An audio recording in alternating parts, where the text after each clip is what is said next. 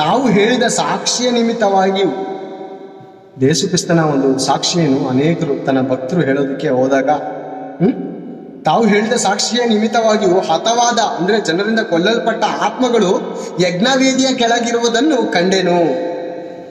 ಯಜ್ಞವೇದಿಯ ಕೆಳಗಡೆ ಪರದೇಶಿ ಅಂತ ಐತೆ, ಒಂದು ಸ್ವರ್ಗ ಐತೆ, ಒಂದು ನರಕ ಐತೆ, ಸೆಂಟ್ರಲ್ ಒಂದು ಪರದೇಶಿ ಐತೆ.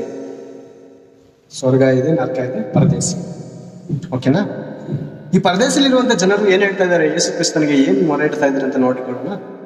ಒಡೆಯನೇ ಪರಿಶುದ್ಧನು ಸತ್ಯವಂತನು ಆಗಿರುವಾತನೇ. ಒಡೆಯನೇ ಪರಿಶುದ್ಧನು ಸತ್ಯವಂತನು, ಸುಳ್ಳುವಂತನು, ಕಳ್ಳನು, ದೋಚಿಕೊಳ್ಳುವವನು, ವ್ಯಭಿಚಾರಿ ಎಲ್ಲ ಸತ್ಯವಂತನು, ಸತ್ಪುರುಷನು, ಪರಿಶುದ್ಧನು, ದೋಷವಿಲ್ಲದವನು. ಪಾಪ ಇದೆಯಾ ಅಂತ ಕಂಡಿಡಿರಿ, ನನ್ನಲ್ಲಿದ್ರೆ ಪಾಪ ತೋರಿಸಿರಿ ಅಂತ ಚಾಲೆಂಜ್ ಮಾಡಿದಂತ ಒಂದು ಸತ್ಪುರುಷನು, ಸತ್ಯವಂತನು. ಅದೇ ಹೇಳ್ತಾ ಇದೆ ಬೇರೆ ವಾಕ್ಯ.